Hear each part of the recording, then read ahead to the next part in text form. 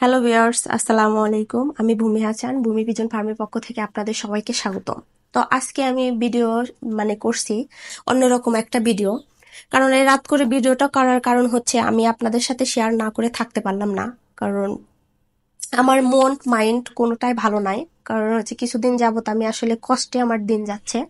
এই জন্য হচ্ছে আমি আপনাদের সাথে আসলে শেয়ার করতে যাচ্ছি। কারণ আপনারা হয়তো আমার ভিডিওতে দেখছেন কিছুদিন আগে হচ্ছে আমার খামারের সবচাইতে সুন্দর কিউট আমার পছন্দের বাচ্চাটা মারা গেছে পরশুদিন। তো আমি অনেকটা কষ্ট পাইছি। তার হচ্ছে 3 দিন আগে আপনাদের সাথে সেটা শেয়ার করা হয়নি। আমার হচ্ছে বাজরিগর পাখি পালি, ভিডিওতে আপনারা হয়তো দেখছেন। তো সে বাজরিগর পাখি বাচ্চা দিছিল, অনেকটা বাচ্চা বলে ভুল হবে, অনেকটা বড় হয়েছিল, ওর মা বাবার সমানই হয়েছিল। তো ওই বাচ্চা দুইটা একসাথে মারা গেছে, যাওয়ার পরে আমি খুবই কষ্ট পাইছি।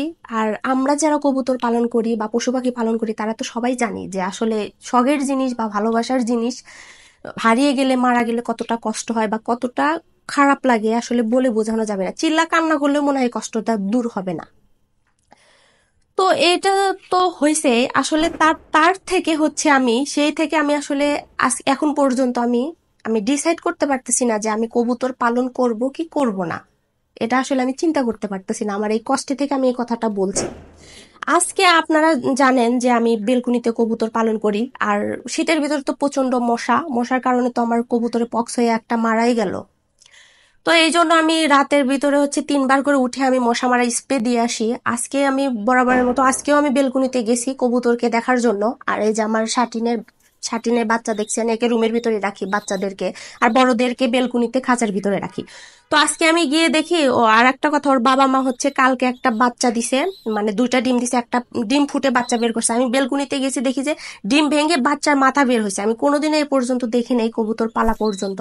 তো আমি ভিডিও করছি, দেখে আমার অনেকটা ভালো লাগছে। তো আজকে আমি সেই বাচ্চা দেখার জন্য গেছি ওর বাবা মার কাছে। গিয়ে দেখি, দেখেন এই বাচ্চাটা, এত সুন্দর বাচ্চাটা ওখানে মারা গেছে, এভাবে মারা গেছে।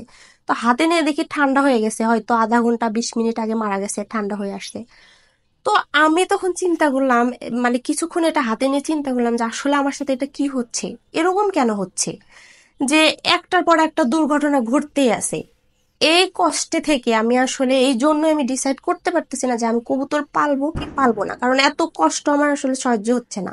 আমরা যারা কবুতর পালন করি তারাই একমাত্র আমার কষ্টটা বুঝতে পারবেন, ঠিক আছে, যে আসলে কেমনটা লাগছে। এই জন্য হচ্ছে আমি শেয়ার করলাম, কারণ আমার মনের ভিতর অনেক কথা জমেছিল, আপনাদেরকে আসলে আমি বলতে পারলাম না ওভাবে। তো এই জন্য কষ্ট থেকে আজকে ভিডিওটা করলাম এই রাত করে, আর আপনাদের সাথে শেয়ার করলাম। সবাই ভালো থাকবেন আর দোয়া করবেন যারা বেঁচে আছে ওরা যেন অনেক সুস্থ সবল থাকে। সবাই ভালো